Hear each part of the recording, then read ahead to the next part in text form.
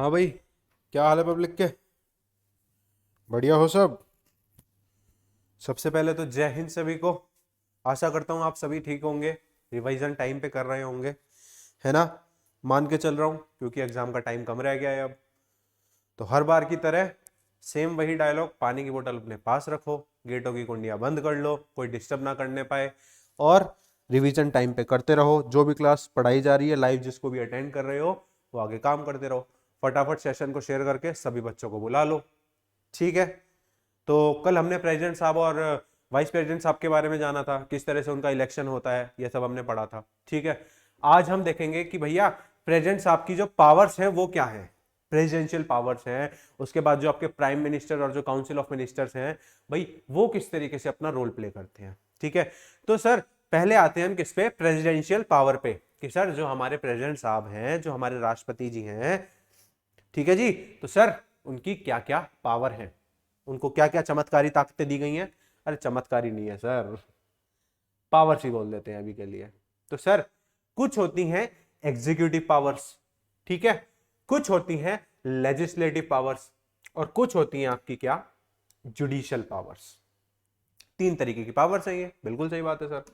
तो सर सबसे पहले किसको देखते हैं हम, एग्जीक्यूटिव पावर। मतलब sir all the actions and decisions of government are taken in the name of president.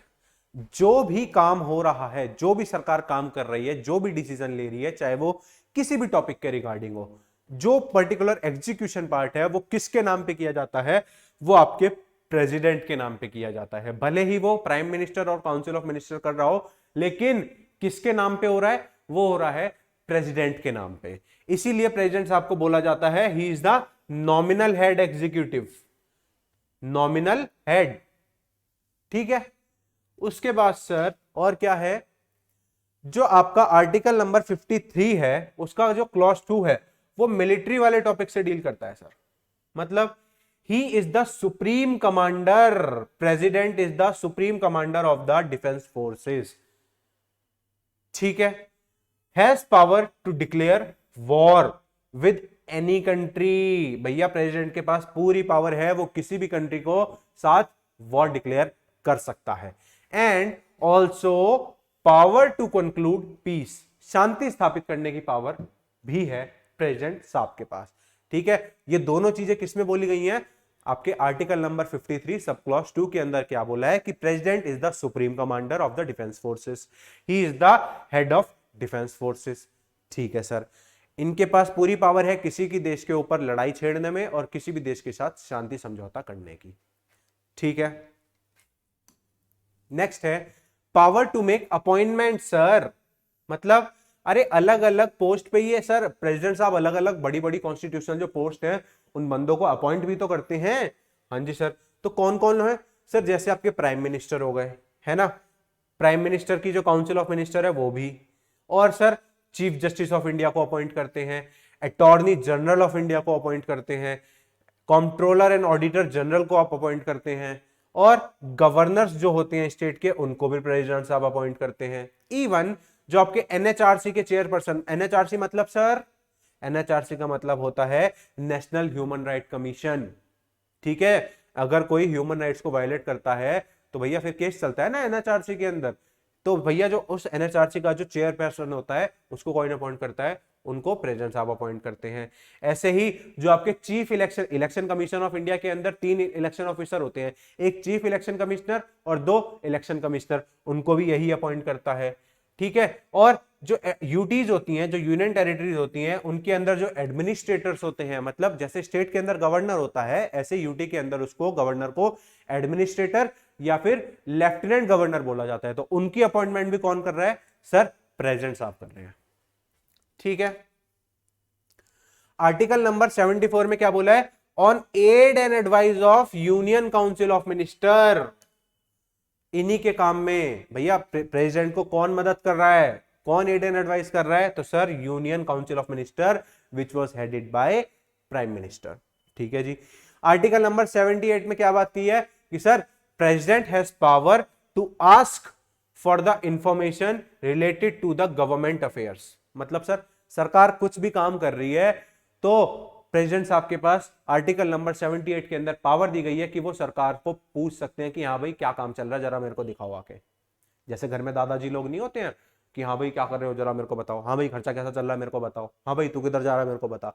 उसी हिसाब से प्रेसिडेंट साहब के पास पूरी पावर होती है कि भाई जो भी सरकार के कार्यक्रम चल रहा है मुझे बताओ, जो भी लॉस चल रहे हैं, जो भी डिमांड है जनता की, सब कुछ मेरे को बताओ। Also prime minister can't take decision by himself, he has to consider with the council of minister. ये तो हमने पढ़ा था जब हमने इमरजेंसी प्रोविजन की बात करी थी ना, जब वो 44th कॉन्स्टिट्यूशनल अमेंडमेंट एक्ट आया था मोरारजी देसाई की सरकार में, कि जब भी एड एंड एडवाइस देनी होगी तो प्राइम मिनिस्टर को कैबिनेट से भी पूछना पड़ेगा, काउंसिल ऑफ मिनिस्टर को आप छोड़ नहीं सकते, उनकी भी मान्यता जरूरी है। ठीक है, ये थे कुछ उनकी एग्जीक्यूटिव पावर्स। अब आते हैं इनकी लेजिस्लेटिव पावर। मतलब सर अरे लॉ मेकिंग वाली, सर प्रेसिडेंट भी लॉ बनाता है? बिल्कुल भाई बिल्कुल। इवन अगर कोई लॉ पार्लियामेंट बना रहा है और प्रेसिडेंट उस पर साइन ना करे तो वो तो कानून बन ही नहीं सकता। तो सर जैसे कि आर्टिकल नंबर 79 इसके अंदर क्या बोला है कि पार्लियामेंट को हमने कॉन्स्टिट्यूशनलाइज करा है ना कि सर पार्लियामेंट किस किस चीजों से मिलकर बना है, Lok Sabha, Rajya Sabha and president. Although president ना ही लोकसभा का मेंबर है ना ही राज्यसभा का मेंबर है, लेकिन उसके पास पावर पूरी है, इंटीग्रल पार्ट है वो। इसीलिए आर्टिकल 79 के अंदर भैया पार्लियामेंट का एक इंटीग्रल पार्ट है, कौन? प्रेसिडेंट साहब। और आर्टिकल नंबर 111 के अंदर क्या बोला है? President is to give assent to bill to make it a law और he can withhold his assent, means veto power. मतलब सर भाई आर्टिकल नंबर 111 के अंदर क्या बोला गया है कि प्रेसिडेंट के साइन के बिना कोई भी बिल लॉ नहीं बन सकता। भाई ये उनकी पावर है भाई, तभी होगा। और अगर मान लो प्रेसिडेंट साहब उस बिल को फिलहाल के लिए पास नहीं करना चाहते तो क्या होगा सर? वीटो लगा लेंगे कुछ टाइम के लिए। वीटो पावर यही तो होती है, मेजॉरिटी डिसीजन को वायलेट कर देना, मना कर देना। ठीक है जी, तो वीटो पावर है। ऑल्दो ये जो वीटो पावर है ना, ये मेंशन नहीं है कॉन्स्टिट्यूशन के अंदर। ये जो वर्ड वीटो है, ये जो वीटो वर्ड है ना, ये वर्ड वीटो मेंशन नहीं है, लिखा नहीं है कॉन्स्टिट्यूशन के अंदर, संविधान के अंदर नहीं लिखा है ये। लेकिन क्या लिखा है? ये लिखा है कि जब तक किसी बिल पे साइन नहीं करेगा प्रेसिडेंट, तब तक आप उस बिल को कानून नहीं बना सकते। ठीक है। अब सर वीटो भी कई तरीके के होते हैं। जैसे एक होता है एब्सोल्यूट वीटो, मतलब can't use on government bill but can use on private bill. Absolute veto, absolute veto सिर्फ और सिर्फ प्रेसिडेंट साहब किस पे लगा सकते हैं? सिर्फ एक प्राइवेट बिल के ऊपर लगा सकते हैं, गवर्नमेंट बिल के ऊपर नहीं लगा सकते। अब आप लोगों को डिफरेंस पता होना चाहिए, क्योंकि हम ये ऑलरेडी पढ़ चुके हैं कि गवर्नमेंट बिल और प्राइवेट बिल में क्या डिफरेंस होता है। लेकिन जिसको याद नहीं आ रहा है, चलो मैं फिर भी एक बार बता देता हूं। गवर्नमेंट बिल वो होता है जो कोई मिनिस्टर लेके आता है। ठीक है भाई, लोकसभा के अंदर मिनिस्टर, काउंसिल ऑफ मिनिस्टर्स होते हैं जिनको कोई ना कोई मिनिस्ट्री का काम दे रखा होता है। तो सर अगर कोई बिल कोई मिनिस्टर लेके आ रहा है तो उसे कहते हैं गवर्नमेंट बिल। और अगर कोई bill normal parliament, normal member of parliament लेके आ रहा है जो कोई मिनिस्ट्री का काम नहीं कर रहा, जिसको कोई मिनिस्ट्री नहीं दी गई है, उसे प्राइवेट बिल कहते हैं। तो जो एब्सोल्यूट वीटो है ना, ये प्रेसिडेंट साहब सिर्फ और सिर्फ प्राइवेट बिल पे लगा सकते हैं, गवर्नमेंट बिल के ऊपर नहीं लगा सकते। ठीक है। उसके बाद आती है एक पॉकेट वीटो। पॉकेट वीटो फिर इसमें क्या होता है भाई? प्रेसिडेंट साहब वो जो बिल होगा उसको फोल्ड करके अपनी जेब में डाल लेंगे, उसको क्या करेंगे? अपनी जेब में डाल लेंगे। और कोई पीरियड नहीं है, कोई पीरियड डिफाइन नहीं है कब तक जेब में डालेंगे। जब तक उनका मन करेगा वो इस बिल को जेब के अंदर डाल के रख लेंगे जी। हो गई ना एक तरीके की वीटो पावर। और क्या है? If president Saint back a bill, भाई प्रेसिडेंट साहब ने कहा भाई ये तुमने जो बिल भेजा है मेरे को जरा समझ नहीं आया, थोड़ा चेंज करो इसके अंदर। ठीक है जी, चेंज कर दिया। दूसरी बार जब सेम बिल आएगा दोनों सदनों में से पास होके, तब प्रेसिडेंट उसको दोबारा वापस नहीं भेज सकता, उसे साइन करना ही करना पड़ेगा। जब भी सेकंड टाइम वो बिल पास होके आएगा, भैया प्रेसिडेंट साहब को क्या करना पड़ेगा? बिल पे साइन करना पड़ेगा, वो बाध्य है इस चीज के लिए। Article number 85, sir joint session की पावर किसके पास है? सिर्फ और सिर्फ आपके प्रेसिडेंट साहब के पास है। ज्वाइंट सेशन अपने आप नहीं बैठ सकता जब तक प्रेसिडेंट साहब ना बोल दें। इवन जो हर साल लोकसभा का पहला सेशन होता है ना, उसको भी प्रेसिडेंट साहब ही इनॉग्रेट करते हैं। हर साल जब लोकसभा का पहला सेशन होता है उसको भी प्रेसिडेंट साहब ही इनॉग्रेट करते हैं। ठीक है, नेक्स्ट है आर्टिकल यही तो लिखा है आर्टिकल 86 के अंदर, every year first session of Lok Sabha, जो भी लोकसभा का जो पहला सेशन होगा हर साल उसको इनॉग्रेट कौन करेगा जी? अरे सर यही प्रेसिडेंट साहब करेंगे। आर्टिकल नंबर 123, ये तो सर सबसे प्यारा आर्टिकल है, ऑर्डिनेंस मेकिंग पावर किसके पास है? ऑर्डिनेंस मेकिंग पावर किसके पास है सर? सर इन्हीं के पास है, प्रेसिडेंट साहब के पास। तो सर हमने तो गवर्नर के पास भी सुनी है। हाँ बेटा, गवर्नर के पास भी है। गवर्नर के पास है आर्टिकल नंबर 213 के अंदर। प्रेसिडेंट साहब के पास आर्टिकल नंबर 123 के अंदर पावर दे रखी है कि अगर पार्लियामेंट नहीं बैठा हुआ, रिसेस चल रहा है, पार्लियामेंट का लंच ब्रेक चल रहा है, ठीक है, अगर दो सदन नहीं बैठे हुए तो प्रेसिडेंट साहब आर्टिकल 123 का यूज करके कोई एक ऑर्डिनेंस ला सकते हैं जिसकी वैलिडिटी 6 महीने तक की होगी। ठीक है, ordinance is valid for 6 months and once parliament is in session, जब पार्लियामेंट दोबारा बैठ जाएगा, जब उनका लंच ब्रेक खत्म हो जाएगा, मतलब उनकी रिसेस खत्म हो जाएगी, तब उस बिल को आपको पास करना पड़ेगा अगले ही 6 हफ्तों के अंदर अंदर। तब उस ऑर्डिनेंस को आपको अगले ही 6 हफ्तों के अंदर अंदर पास करना पड़ेगा। आई बात समझ यहां तक? अगली आते हैं किस पे? जुडिशियल पावर्स पे। जुडिशियल पावर्स बहुत ही लिमिटेड है, बहुत ज्यादा नहीं है, ये लिमिटेड है एकदम। क्या sir? Mercy petitions. Mercy petition मतलब अरे माफ कर देने वाली सजा, कि भैया अगर किसी को सजा मिली है तो माफ कर दो उनको, है ना? ठीक है जी। तो सर यही पावर आर्टिकल नंबर 72 के अंदर है किसके पास? प्रेसिडेंट साहब के पास। पार्डन का मतलब माफ कर देना होता है। तो आर्टिकल नंबर 72 के अंदर प्रेसिडेंट साहब के पास ये पावर है, और आर्टिकल नंबर 161 के अंदर गवर्नर के पास ये पावर है। ठीक है, आर्टिकल नंबर 161 में गवर्नर के पास सेम पावर है मर्सी पेटिशन की। तो सर इसका क्या मतलब है कि जो सुप्रीम कोर्ट ने जो जजमेंट दिया है वो गलत है? नहीं बच्चे, वो गलत नहीं है। This doesn't mean that the judicial process is wrong. ठीक है, आप इस मर्सी पिटीशन को ना लीगल पॉइंट ऑफ व्यू से नहीं देख सकते, ये एक सोशल पॉइंट ऑफ व्यू से देखने वाली चीज है कि हम अच्छाई, हम इंसानियत के नाते, हम ह्यूमैनिटी के बेसिस पे माफ कर रहे हैं किसी को। अगर उस पर्टिकुलर कैदी का या जिसने भी वो काम गलत काम किया है, जिसको सजा मिली है, अगर वो सही से जेल के अंदर है, दुर्व्यवहार नहीं कर रहा, अच्छे से काट रहा है सजा, ठीक है, तब ये सब चीजें, बहुत चीजें कंसीडर की जाती हैं, उसके बाद ही मर्सी पिटीशन को अलाउ किया जाता है। ठीक है, तो इसको लीगल पॉइंट ऑफ व्यू से नहीं देखना। अगर सुप्रीम कोर्ट ने डिसीजन दिया है तो मतलब ये नहीं है कि गलत हो गया सुप्रीम कोर्ट, इस वे में नहीं देखना है इसको। तो जो हमारे प्रेसिडेंट साहब होते हैं ना, उनके पास 5 तरीके की माफ करने की पावर होती है। एक होती है रिप्रीव, REPRIEVE, रिप्रीव। रिप्रीव मतलब to suspend punishment, to suspend punishment, जो भी आपको सजा मिली है उसको सस्पेंड कर दो। एक होती है रेस्पाइट। रेस्पाइट दे जाती है स्पेशल केसेस के अंदर। सपोज करो कि कोई ओल्ड एज का आदमी, ठीक है, जो सजा काट रहा है, या कोई प्रेग्नेंट वुमेन है, या भाई कोई ऐसी बीमारी से लड़ रहा है जो टर्मिनल, जैसे कैंसर हो गया किसी को, या ट्यूबरक्लोसिस हो गया किसी को, ठीक है। ट्यूबरक्लोसिस भी कई तरीके की होती है, टीबी, ठीक है, XTB, MTB, तो जो जानलेवा वाली होती है उस केसेस में। तो इस तरीके के जो स्पेशल केस होते हैं ना, इसके अंदर सजा माफ करने की भी पावर होती है, उसको कहते हैं रेस्पाइट। ठीक है, ऐसे ही एक होती है remit. Remit, REMIT, remit.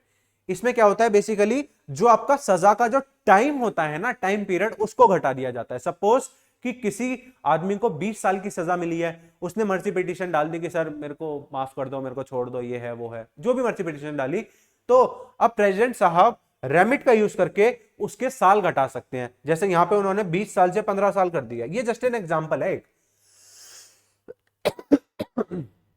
President साहब की अपनी चॉइस है कि वो कितने साल घटा रहे हैं, ठीक है, 5 साल, 10 साल, 8 साल, 3 साल, 1 महीना, 2 महीना, जितना घटा रहे हैं ये उनकी इच्छा है।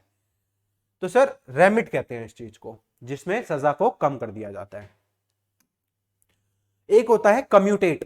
कम्यूटेट मतलब देखो, बेसिकली अगर इंग्लिश में हम कम्यूटेशन का मतलब देखें तो मतलब एक जगह से दूसरी जगह जाना, मतलब आप अपनी जगह चेंज कर रहे हो। In the same way commutate का मतलब होता है जुडिशियल टर्म्स में, सर एक तरह की सजा को दूसरी तरह की सजा में बदल देना। मतलब सर सपोज किसी आदमी को डेथ पनिशमेंट मिली हुई है कि भैया इनको तो हैंग टिल डेथ, इनको तो लटका दिया जाएगा, तो अब अगर उस बंदे ने मर्सी पिटीशन डाली तो क्या होगा सर, और प्रेजेंट साहब कम्यूटेट का यूज करते हैं, तो उस टाइम पे क्या होगा, जो आपकी डेथ पेनल्टी होगी उसकी सजा चेंज करके लाइफ इंप्रिजनमेंट कर दी जाएगी, ताउम्र कैद। यह कोर्ट तुम्हें ताउम्र कैद की सजा सुनाती है, होता है ना। तो सर डेथ पेनल्टी को अगर आपने एक तरह की सजा को आपने दूसरी तरह की सजा में बदल दिया तो उसे कम्यूटेड पावर कहते हैं। ठीक है, लास्ट है आपकी क्या, पार्डन, कंप्लीट मर्सी। पार्डन मतलब कंप्लीट मर्सी, कि भाई जो भी इसको सजा दे रखी है, चाहे वो डेथ पेनल्टी की हो या लाइफ इंप्रिजनमेंट की हो या और कोई सजा हो, साल भर की हो, 10 साल की हो, 15 साल की हो, कंप्लीटली खत्म करके उस आदमी को बाहर छोड़ देना, इंसानियत के नाते, अच्छे कर्म के आधार पे, उसको कहते हैं कंप्लीट मर्सी, जो कि पार्डन होता है। अब ये जो पार्डन वाली पावर होती है ना बेटा, ये पार्डन वाली पावर गवर्नर के पास नहीं होती, पार्डन वाली पावर सिर्फ और सिर्फ प्रेसिडेंट के पास है। ठीक है, गवर्नर के पास बाकी चारों मिल जाएंगी लेकिन पार्डन की पावर नहीं मिलेगी, लेकिन प्रेसिडेंट के पास पांचों की पांचों है। दूसरी चीज एक और याद रखनी है क्या, कि अगर कोई मार्शियल उसका कोर्ट मार्शियल का केस है, अगर मतलब सर जो आर्मी वगैरह जो डिफेंस फोर्सेस जो कोर्ट मार्शियल करती हैं ऑफिसर्स का, ठीक है, अगर कोई कोर्ट मार्शियल का केस है तो उसके ऊपर भी गवर्नर कुछ नहीं कर सकता लेकिन प्रेसिडेंट कर सकता है। एक ये बेसिक डिफरेंस है गवर्नर और प्रेसिडेंट की जुडिशियल पावर के अंदर। ठीक है, president can't exercise power of pardoning independent of government means, मतलब सर प्रेसिडेंट का मतलब मन कर जाएगा तो वो छोड़ देगा क्या, अगर किसी को सजा मिल रखी है या किसी को फांसी की सजा मिल रखी है, नहीं बेटा, वो ऐसे नहीं छोड़ सकता। वो क्या कर सकता है, वो सबसे पहले इंडिपेंडेंटली वो खुद डिसीजन नहीं देगा, वो भैया पूछेगा किससे, काउंसिल ऑफ मिनिस्टर से और प्राइम मिनिस्टर से, कि हाँ भाई इस बंदे की सजा माफ कर दे, माफ कर दे इसकी। तो काउंसिल ऑफ मिनिस्टर और प्राइम मिनिस्टर फिर अलग अलग चीजें चेक करेंगे, सुप्रीम कोर्ट की अलग से मीटिंग कमेटी बनती है, वो चेक करती हैं कि भैया देना चाहिए कि नहीं देना चाहिए, उसके बेसिस के ऊपर प्रेसिडेंट साहब किसी को पार्डन दे सकते हैं। ठीक है, प्रेसिडेंट खुद में इंडिपेंडेंट नहीं है कि वो किसी को भी मतलब कंप्लीट मर्जी ही दे दे, उसके लिए कमेटी बनाई जाती है, बहुत सारी चेकिंग की जाती है कि बंदा कैसा व्यवहार कर रहा है जेल के अंदर, बहुत चीजें देखने को होती हैं। ठीक है जी, तो ये डिफरेंस याद रखना। ये थी आपकी प्रेसिडेंशियल पावर सारी की सारी।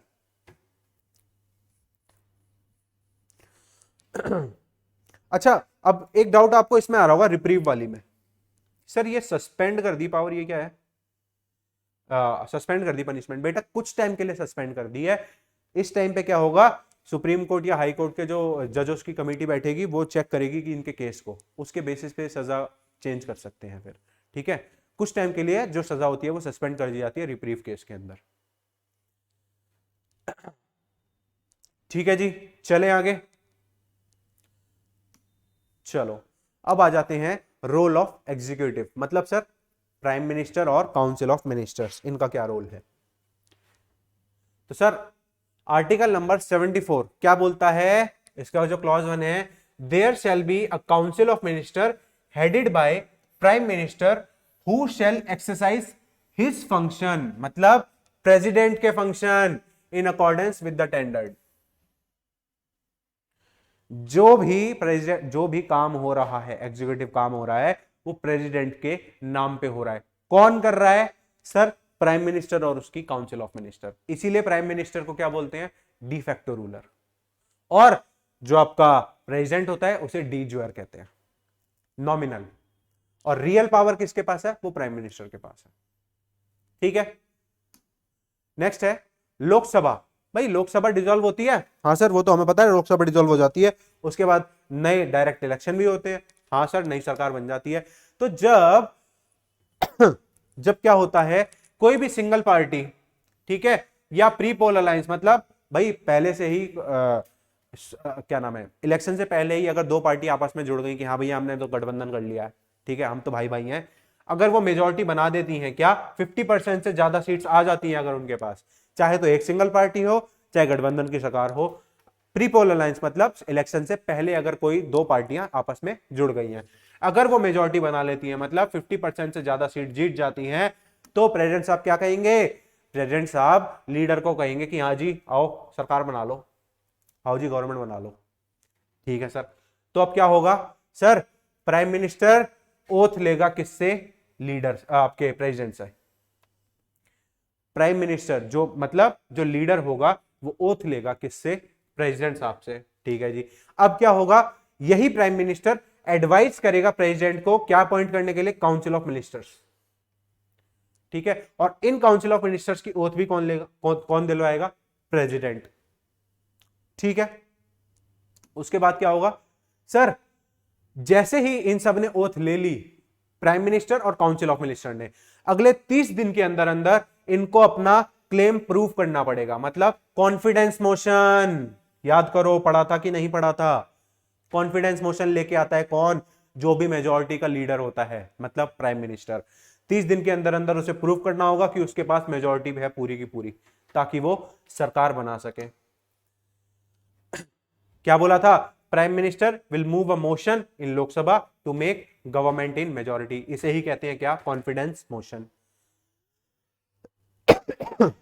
तो वोटिंग होगी, बिल्कुल सही बात है। अगर यस तो सही है भैया, कंटिन्यू रहेगी सरकार। और अगर नो मतलब मेजॉरिटी साबित नहीं हो पाई, तो क्या होगा सर? प्राइम मिनिस्टर और जो काउंसिल ऑफ मिनिस्टर है वो तुरंत के तुरंत रिजाइन कर देंगे। किसको? प्रेसिडेंट साहब को लिख के दे देंगे भैया हम रिजाइन कर रहे हैं, क्योंकि हम मेजॉरिटी साबित ही नहीं कर पाए अपनी। फिर क्या होगा सर? सर फिर ऐसा होगा, प्रेसिडेंट दूसरी बड़ी पार्टी के पास जाएंगे, हाँ भैया सरकार बना रहे हो? मान लो वो भी आ गया चौड़ में, हाँ मैं बनाऊंगा सरकार। हाँ जी सर। तो सेम प्रोसेस दोबारा रिपीट होगा। जब सेम प्रोसेस दोबारा रिपीट होगा और फिर भी नहीं बनी अगर सरकार, तो सर प्रेसिडेंट साहब कह देंगे कि भैया दोबारा इलेक्शन करा दो, दोबारा इलेक्शन करा दो। 2 बार हमने कोशिश करी, कोई सरकार नहीं बना पा रहा। जब दोबारा इलेक्शन होते हैं उसे ही कहते हैं मिड टर्म पोल या स्नैप पोल। उसे ही कहते हैं मिड टर्म पोल या स्नैप पोल। ठीक है। चलो जी। If any office of minister of council of minister is vacated, he और शी कैन बी रीअपॉइंटेड। मतलब सर भाई हमने देखा है क्या है, एक प्राइम मिनिस्टर साहब है और एक काउंसिल ऑफ मिनिस्टर्स है। तो अगर काउंसिल ऑफ मिनिस्टर के अंदर कोई मिनिस्टर की वेकेट कोई सीट खाली हो गई, उसको तो आप रीअपॉइंट कर सकते हो। लेकिन अगर प्राइम मिनिस्टर जी की अगर खाली हो गई सीट, तो पूरी की पूरी सरकार को ही रिजाइन करना पड़ेगा। क्या होगा? पूरी की पूरी सरकार को रिजाइन करना पड़ेगा, क्योंकि कोई डेप्यूटी प्राइम मिनिस्टर का खेल नहीं होता है। पार्लियामेंट के अंदर कोई डेप्यूटी प्राइम मिनिस्टर खेल नहीं होता। स्टेट के अंदर भले ही हो सकता है चीफ मिनिस्टर और डेप्यूटी चीफ मिनिस्टर। ठीक है। अगर प्राइम मिनिस्टर की वेकेंट खाली सीट हो गई तो पूरी की पूरी सरकार को रिजाइन करना पड़ेगा। लेकिन अगर काउंसिल ऑफ मिनिस्टर में से कोई सीट खाली हुई तो उसको रीअपॉइंट कर सकते हैं। याद रखना ये डिफरेंस। आर्टिकल नंबर 75 क्या कहता है कि सर ये जो यूनियन की जो काउंसिल ऑफ मिनिस्टर्स है, shall be collectively responsible to Lok Sabha. जब हम मेजॉरिटी की बात कर रहे थे, अलग अलग टाइप के मोशंस की बात कर रहे थे, तब मैंने आपको क्या बताया था कि सर जब तक सरकार मेजॉरिटी में है, जब तक उनके पास मेंबर्स हैं, उनके पास मेजॉरिटी बनी हुई है, तब तक तो बढ़िया चल रहा है मामला, कोई टेंशन नहीं है। लेकिन अगर ये मेजॉरिटी चली गई तो क्या है सर? आपको रिजाइन करना पड़ेगा। दैट मींस कि जो आपकी काउंसिल ऑफ मिनिस्टर्स है ये कलेक्टिवली रिस्पॉन्सिबल है किसको? लोकसभा को। अगर आपकी मेंबरशिप अगर आपकी मेजॉरिटी चली गई तो पूरी की पूरी सरकार को रिजाइन करना पड़ेगा। ठीक है।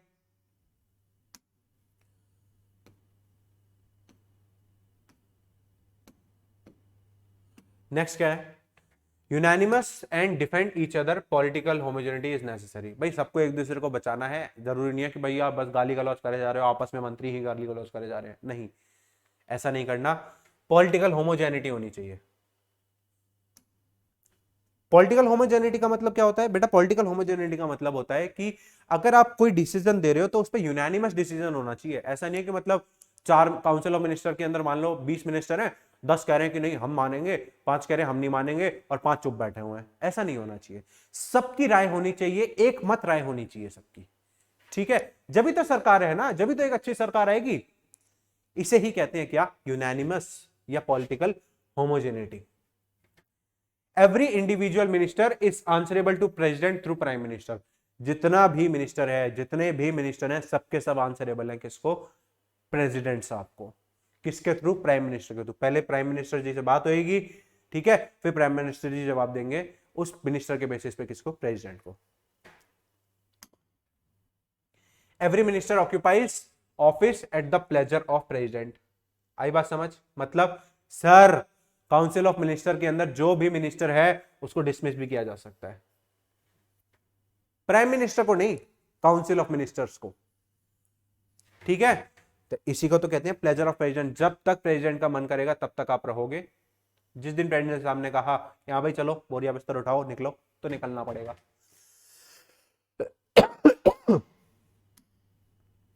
नेक्स्ट है आर्टिकल नंबर 75 का एक 5th क्लॉज है, क्या कहता है, if leader of the party who is not a member of either house but appointed as prime minister then he will be given 6 months to become member of parliament, otherwise has to resign as PM. मतलब सर बेटा ऐसा भी हो सकता है कोई case कि कोई एक पार्टी मेजॉरिटी में है, लेकिन जो उसका लीडर है ना वो किसी भी पार्टी का सदस्य नहीं है। मतलब सर सॉरी, पार्टी का सदस्य है लेकिन वो मेंबर नहीं है, ना ही वो एमपी है, इलेक्शन नहीं लड़ा उसने, ना ही वो एमपी है और ना ही वो कोई एमएलए है। वो क्या है सर, वो सिंपल क्या है, पार्टी का लीडर है बस, ठीक है। तो सर अगर कोई पार्टी अपने लीडर को अपॉइंट कर दे प्राइम मिनिस्टर जो कि एमपी ना हो, जिसने इलेक्शन ना लड़ा हो, तब क्या होगा सर, तब उसको जिसको अपॉइंट किया है प्राइम मिनिस्टर उन्हीं की पार्टी ने, तो सर उसको अगले 6 महीने के अंदर अंदर मेंबर ऑफ पार्लियामेंट बनना पड़ेगा, नहीं तो उसको प्राइम मिनिस्टर के पद से रेजिग्नेशन देना पड़ेगा।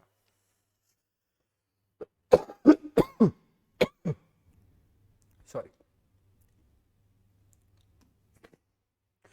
Theoretically, if prime minister office is vacated, entire council of minister tends to collapse, which didn't happen in case of Rajiv Gandhi. मतलब सर भाई देखो क्या हुआ, मैंने क्या बोला, जब भी प्राइम मिनिस्टर का ऑफिस खाली होगा क्या होगा सर, पूरी की पूरी सरकार को रिजाइन करना पड़ेगा। लेकिन इंदिरा गांधी के टाइम पे ऐसा नहीं हुआ। क्या हुआ था सर, जब इंदिरा गांधी जी की डेथ हुई थी उसके बाद भाई थियोरेटिकली तो जब प्राइम मिनिस्टर इंदिरा गांधी की सीट खाली हो गई, जब उनकी डेथ हो गई, तो ऑटोमेटिकली पूरी की पूरी सरकार को रिजाइन कर देना चाहिए था।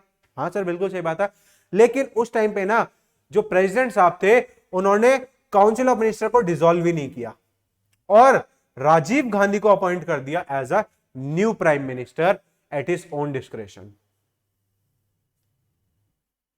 गलत हो गया ना संविधान के खिलाफ, इसीलिए उस टाइम को इतना ज्यादा डिसबैलेंस था वो पीरियड कि आप बात मत करिए। बहुत सारी चीजें थी, वो एक्चुअली वो दूसरे टॉपिक में आता है, वो हम पढ़ते हैं आपकी जो पोस्ट इंडिपेंडेंस हिस्ट्री है इंडिया की, मतलब 1947 के बाद इंडिया की क्या हिस्ट्री रही है, वो भी एक अलग सब्जेक्ट होता है, ठीक है। तो वो हम उसके अंदर पढ़ते हैं, बहुत सारे अलग अलग पॉलिटिकल रीजंस होते हैं, हिस्टोरिकल रीजंस होते हैं, ठीक है। तो हम वहां नहीं जाएंगे अभी, खैर अभी के लिए सिर्फ हमें फैक्ट याद रखना है कि सर जब भी प्राइम मिनिस्टर का ऑफिस खाली होगा तो पूरी की पूरी सरकार को, काउंसिल ऑफ मिनिस्टर को रिजाइन करना पड़ेगा, लेकिन इंदिरा गांधी के टाइम पे ऐसा नहीं हुआ था। और क्या है सर, आर्टिकल नंबर 78 क्या कहता है, specifies duty of prime minister and in discharging them he acts as a link between president and cabinet. जो प्राइम मिनिस्टर है आपका वो क्या है, वो लिंक की तरह काम कर रहा है, किस किस के बीच में, एक ब्रिज की तरह काम कर रहा है, प्रेसिडेंट और काउंसिल ऑफ मिनिस्टर के बीच में, ठीक है। यही था आपका रोल। और भी है, हाँ और भी है, he is the leader of parliament, determine dates and meetings of the programme. भाई लोकसभा के अंदर जो भी कार्यक्रम चलेगा, ठीक है, जो भी डेट सेट करनी है, कैसे क्या काम चलेगा, वो सब कौन देखेगा, leader of parliament, that means prime minister. Also decides when he has to be prorogated और डिसॉल्व्ड। मतलब सर जब भी डिसॉल्व करना होगा लोकसभा को तो प्राइम मिनिस्टर साहब जाएंगे किसके पास, प्रेसिडेंट साहब के पास, ठीक है, तभी आप लोकसभा को डिसॉल्व कर सकते हो ऑन हिज एडवाइस ओनली। मतलब प्राइम मिनिस्टर की एडवाइस पे ही बस प्रेसिडेंट क्या करेगा, लोकसभा को डिसॉल्व कर सकता है। ठीक है। डिफेक्टो चेयरमैन ऑफ, अच्छा हाँ, प्राइम मिनिस्टर ना अलग अलग कमीशंस का डिफेक्टो चेयरमैन होता है, या एक्स ऑफिशियो चेयरमैन कहते हैं उसे। ऑटोमेटिकली जो भी प्राइम मिनिस्टर होगा वो ऑटोमेटिकली उस कमीशन का चेयरमैन बन जाएगा। जैसे फॉर एग्जांपल आपका नीति आयोग है ना, तो जो भी प्राइम मिनिस्टर होगा वो ऑटोमेटिकली नीति आयोग का चेयरमैन बन जाएगा, या पहले उसे प्लानिंग कमीशन कहते थे। ऐसे कई कमीशन हैं। और क्या याद रखना है, ये जो काउंसिल ऑफ मिनिस्टर्स है ना सर, काउंसिल ऑफ मिनिस्टर मतलब सर इसके अंदर सारे के सारे मिनिस्टर्स होंगे, बिल्कुल सही बात है। तो सर काउंसिल ऑफ मिनिस्टर्स जो है वो 15% से ज्यादा नहीं होनी चाहिए, 15% से ज्यादा नहीं होनी चाहिए। मतलब सर भाई सपोज करो क्या सपोज करें सर, 550 मेंबर है, ठीक है, 550 मेंबर है सर। 550 का मेंबर का मतलब इसका 15% कितना हो गया, 55 प्लस 54, 17, 27, 28, 55 प्लस 28 कितना हुआ, 8 और 5 13 का 3 कैरी 1 3 और 8 83। 83 से ज्यादा आप मिनिस्टर नहीं बना सकते। अगर मैं इस लोकसभा की बात करूं, मतलब सर हमें समझ नहीं आया। देखो कॉन्स्टिट्यूशन के अंदर यह बोला गया है, असल में पहले यह बात नहीं बोली गई थी, जब 91st कॉन्स्टिट्यूशनल अमेंडमेंट एक्ट आया उसके अंदर क्या बोला कि जो काउंसिल ऑफ मिनिस्टर होगा ना, मतलब मिनिस्टर्स कितने हैं, सबको तो मिनिस्टर नहीं बना सकते ना। अगर भैया 550 मेंबर हैं तो 550 मिनिस्टर थोड़ी ना बन जाएंगे, इतने तो डिपार्टमेंट नहीं है इंडिया के अंदर यार। तो सर जो काउंसिल ऑफ मिनिस्टर्स होगा ना वो सर 15% से ज्यादा मेंबर्स नहीं होने चाहिए, किसकी, आपकी लोकसभा की सीट से। तो लोकसभा में सीट कितनी है सर, 550, 550 का 15% कितना हुआ, 83। मतलब काउंसिल ऑफ मिनिस्टर्स में 83 मेंबर्स से ज्यादा मिनिस्टर्स नहीं हो सकते। आपको ये 83 याद नहीं रखना, आपको याद रखना है 15%, क्योंकि ये तो सीटें तो मतलब ऊपर नीचे होती रहती हैं। तो सर जो आपकी काउंसिल ऑफ मिनिस्टर्स होगी वो कांट एक्सीड, वो बढ़ नहीं सकती, किससे, 15% से ज्यादा नहीं हो सकती, किसमें, लोकसभा की टोटल सीट्स के हिसाब से। ये प्रोविजन आया था 91 कॉन्स्टिट्यूशनल अमेंडमेंट एक्ट 2003 के अंदर। ठीक है, ये कुछ आपके इंपॉर्टेंट पॉइंट थे किसके, एग्जीक्यूटिव मतलब प्राइम मिनिस्टर साहब और काउंसिल ऑफ मिनिस्टर के। हो गया, यही टॉपिक था। अब सेम टॉपिक को आपको कहां से पढ़ना है, लक्ष्मीकांत। बेटा नहीं भूलना लक्ष्मीकांत, मैं बार बार आपको बोलता हूं लक्ष्मीकांत नहीं भूलना, ठीक है। और क्लास कैसी लगी मेरे को इसका फीडबैक जरूर बताना। जाने से पहले आज ना मैंने एक ये पढ़ी थी, थोड़ा मेरे को अच्छा लगा, ये 4-5 लाइनें हैं, जरा ये सुन लो, अच्छी लगी थी मेरे को इसलिए मैं बता रहा हूं, अदरवाइज तो कहीं। हाँ, तो सर लाइनें कुछ ऐसी हैं कि जब दुनिया आपको कमजोर समझे ना तब आपका जीतना बहुत जरूरी हो जाता है। बिल्कुल सही बात है सर। भाई आसपास की जो जनता बैठी हुई है वो क्या करती है, सिर्फ और सिर्फ आपको धिक्कारती है कि अरे क्या करेगा, तेरे से कुछ नहीं होना, ठीक है। तो इस चीज से आपको नेगेटिव नहीं होना है। सबसे पहली चीज, अपने अंदर कॉन्फिडेंस रखो, ठीक है, अपने अंदर एक विल पावर लेके आओ कि नहीं, अगर मैंने कोई डिसीजन लिया है कोई काम करने का तो मैं वो काम करके दिखाऊंगा, फिर ये जनता भले ही कुछ भी कहती रहे। जिस दिन आप उस चीज में कामयाब हो गए ना, और कामयाब हो गए, क्यों नहीं हो गए, अगर आपने खुद के साथ धोखा नहीं किया है, अगर आपने सही से मेहनत करी है तो बिल्कुल कामयाब हो गए। वो सारी की सारी जनता अपने आप ही खुश चुप हो जाएगी सारी, ठीक है।